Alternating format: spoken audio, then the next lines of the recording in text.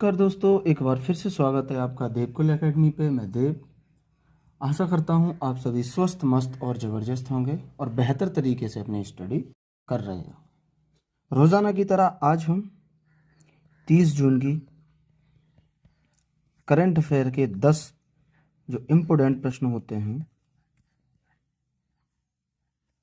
उनका रिवीजन करने वाले हैं और बहुत ही बेहतर तरीके से यहाँ रिवीजन कराया जाएगा। और इस क्लास की जो पीडीएफ के लिए आप लोग कमेंट करते हैं, तो मैं आपको बता दूं कि इस वीडियो के डिस्क्रिप्शन में एक टेलीग्राम का लिंक दिया गया है।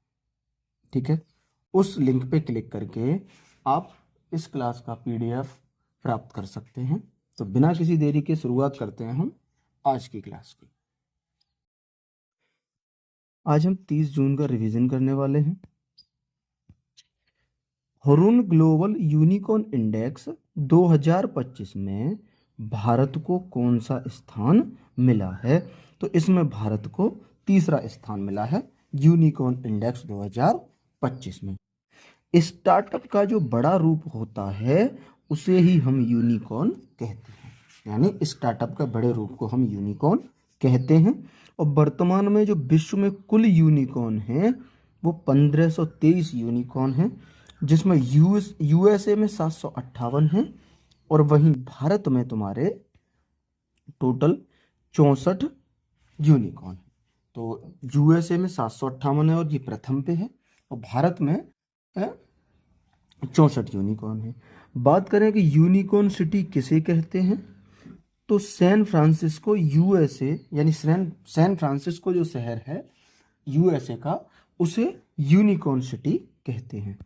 आगे एचडीआई में भारत की रैंक, तो एचडीआई में भारत की रैंक 130वीं है, ये तुम्हें याद रखना। अगले प्रश्न की बात करें कि प्रतिवर्ष राष्ट्रीय सांख्यिकी दिवस कब मनाया जाता है? तो ये प्रत्येक वर्ष 29 जून को मनाया जाता है। बात करें कि द्वितीय जो पंचवर्षीय योजना है ये तुम्हारी 1956 से 61 तक रही थी, और ये आपकी जिस मॉडल पे आधारित थी वो था पीसी महालनोबिस मॉडल। द्वितीय पंचवर्षीय योजना पीसी महालनोबिस मॉडल पे आधारित थी और 1956 से 1961 तक ये इसका टाइम पीरियड था द्वितीय पंचवर्षीय योजना का। आगे आपसे बात करें कि विश्व खुशहाली रैंकिंग 2025 में भारत की रैंक कितनी है? तो 118वीं रैंक है भारत की विश्व खुशहाली रैंकिंग में। वहीं आगे आपसे पूछे कि रिकॉर्ड 6 घंटों में दुनिया का पहला 3D प्रिंटेड ट्रेन स्टेशन किसने बनाया है? तो ये तुम्हारा जापान ने बनाया है। रिकॉर्ड 6 घंटे में दुनिया का पहला 3D printed train station Japan ने बनाया है।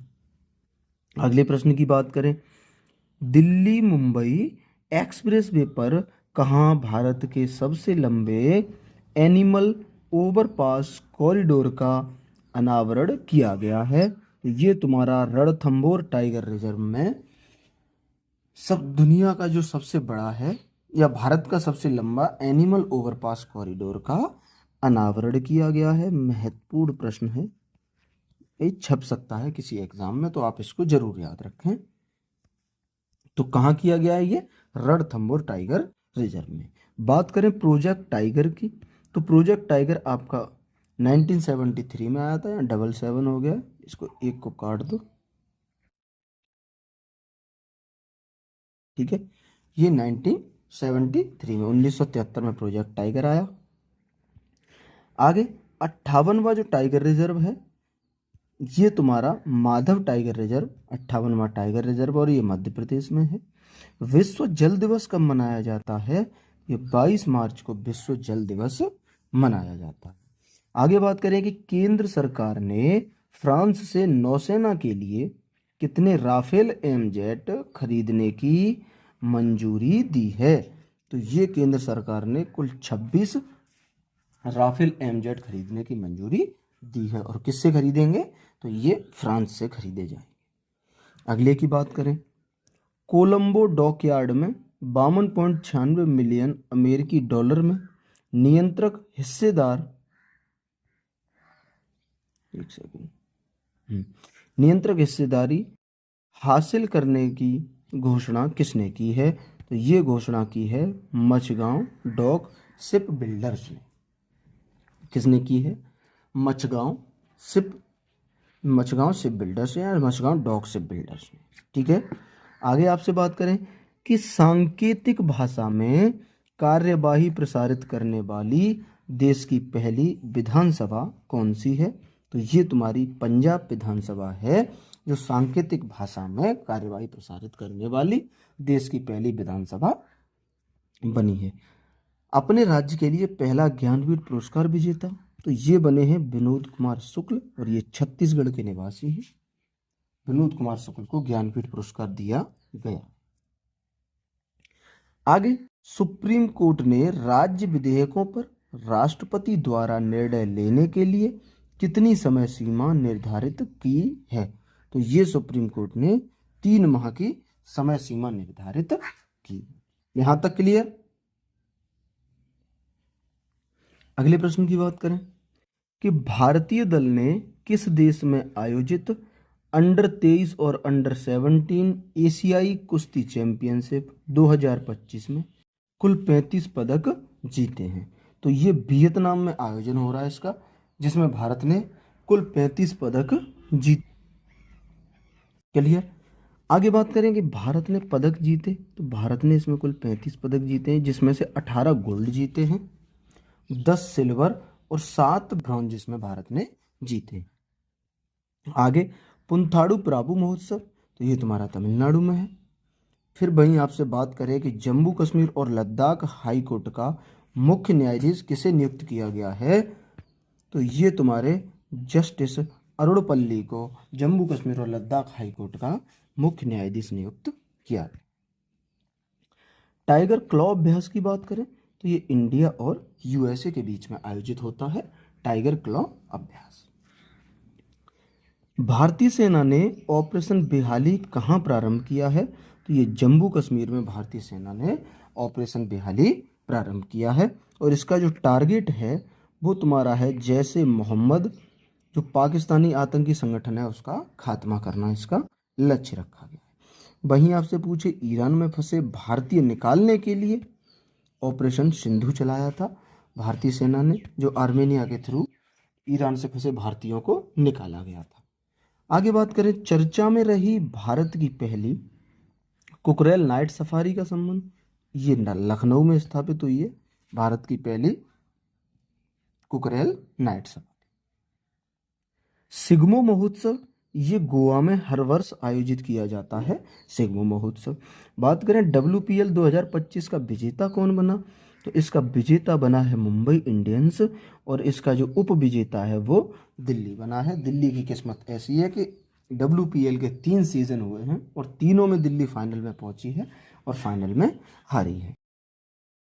अगले की बात करें कि IPL 2025 का विजेता, तो ये तुम्हारा RCB ने जीता है पुरुष वाला, और इसमें उप विजेता रहा है पंजाब। WPL मतलब वुमेन प्रीमियम लीग और IPL मतलब इंडियन प्रीमियम लीग। ठीक है, तो ये दोनों याद रखने हैं आपको। अगले प्रश्न की बात करें, केंद्रीय मंत्री अमित शाह ने राष्ट्रीय हल्दी बोर्ड के मुख्यालय का उद्घाटन कहाँ किया है? तो ये इसका उद्घाटन किया गया है निजामाबाद तेलंगाना में। ठीक है, राष्ट्रीय हल्दी बोर्ड की स्थापना कहाँ हुई है? निजामाबाद तेलंगाना में। बात करें हल्दी के उत्पादन और निर्यात में प्रथम देश कौन सा है? तो भारत है हल्दी के उत्पादन और निर्यात में। वहीं आपसे पूछ सकता है कि क्रिकेट में सेवाओं के लिए किसे ब्रिटिश नाइटहुड की उपाधि के लिए चुना गया है? तो ये तुम्हारे जेम्स एंडरसन को चुना गया है ब्रिटिश नाइटहुड की उपाधि के लिए। इसको आप 100% इम्पोर्टेंट मार्क कर लें। आगे आपसे बात करें कि कबड्डी विश्व कप 2025 का विजेता कौन है? तो इसके विजेता भारत है। मेल और फीमेल दोनों में कबड्डी विश्व कप 2025 भारत ने जीत लिया है, और इसका जो आयोजन है वो आपका इंग्लैंड में हुआ था। अगर आयोजन पूछ ले तो इसका आयोजन इंग्लैंड में हुआ था। यहाँ तक क्लियर? अगले प्रश्न पे चलें। रिसर्च एंड एनालिसिस विग का प्रमुख किसे नियुक्त किया गया? यानी रॉ का प्रमुख किसे नियुक्त किया गया है? तो ये पराग जैन को रॉ का प्रमुख नियुक्त किया गया है। आपसे पूछ सकता है कि सीबीआई के वर्तमान में हेड कौन है, तो प्रवीण सूद वर्तमान में सीबीआई के हेड हैं। वहीं बात करें कि ब्लैक बॉक्स लैब का उद्घाटन कहाँ हुआ है, तो ये आपका दिल्ली में। ब्लैक बॉक्स लैब का उद्घाटन ये तुम्हारा दिल्ली में हुआ है। आगे आपसे बात करें कि डीआरडीओ ने कौन सी लेजर निर्देशित हथियार प्रणाली का सफल परीक्षण किया है, तो ये MK2A जो हथियार प्रणाली है उसका डीआरडीओ ने सफल परीक्षण कर लिया है। अगले प्रश्न की बात करें कि देश का पहला त्रिभुवन सहकारी विश्वविद्यालय की स्थापना कहाँ हुई है, तो इसकी स्थापना आपकी गुजरात में हुई है और ये देश का पहला है। क्लियर। अगले की बात करें कि महिला श्रेणी में पहला हॉकी इंडिया मास्टर्स कप 2025 का खिताब किसने जीता है, तो ये तुम्हारा उड़ीसा ने जीता है और इसमें आपका जो उप विजेता रहा है वो पंजाब रहा है। इसमें उप विजेता कौन रहा है, पंजाब रहा है। आगे बात करें कि पुरुष विजेता कौन है इसमें, तो पुरुष के में तमिलनाडु ने जीता है और पुरुष में जो उप विजेता रहा है वो तुम्हारा महाराष्ट्र रहा है। जो हॉकी इंडिया मास्टर्स कप है उसमें महिला विजेता में उड़ीसा राज्य जीता है और महिला श्रेणी में उप विजेता तुम्हारा पंजाब रहा है। वहीं पुरुष श्रेणी में इसे तमिलनाडु ने जीता है और पुरुष श्रेणी में जो उप विजेता रहा है वो तुम्हारा महाराष्ट्र रहा है। आगे बात करें इसका मेजबान यानी कहाँ हुआ, तो राधा कृष्णन स्टेडियम चेन्नई में इसका आयोजन किया गया। आगे बात करें आईसीसी पुरुष क्रिकेट समिति का अध्यक्ष किसे नियुक्त किया गया है, तो सौरभ गांगुली को आईसीसी पुरुष क्रिकेट समिति का अध्यक्ष चुना गया है। वहीं आपसे पूछे कि भारत की पहली तटीय एवं बैडर पक्षी जनगणना, तो ये तुम्हारे जामनगर गुजरात में भारत की पहली तटीय एवं बैडर पक्षी जनगणना हुई। आज का लास्ट प्रश्न कि चर्चा में रहे बिग ब्यूटीफुल बिल का संबंध किससे है, इसका संबंध आपका यूएसए से है। और वहीं बात करें कि अंतर्राष्ट्रीय आशा दिवस, तो ये तुम्हारा 12 जुलाई को अंतर्राष्ट्रीय आशा दिवस मनाया जाता है। परमाणु बम के जनक के बारे में बात करें तो ओपेनहाइमर परमाणु बम के जनक हैं। वहीं बोंगो सागर अभ्यास की अगर बात करें, इंडिया और बांग्लादेश के बीच में आयोजित होता है बोंगो सागर अभ्यास। प्रोजेक्ट डॉल्फिन की शुरुआत कब हुई थी, 2009 में प्रोजेक्ट डॉल्फिन की शुरुआत की गई थी।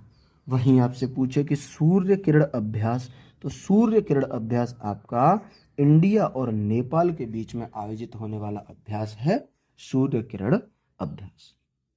तो ये थी हमारी आज की क्लास।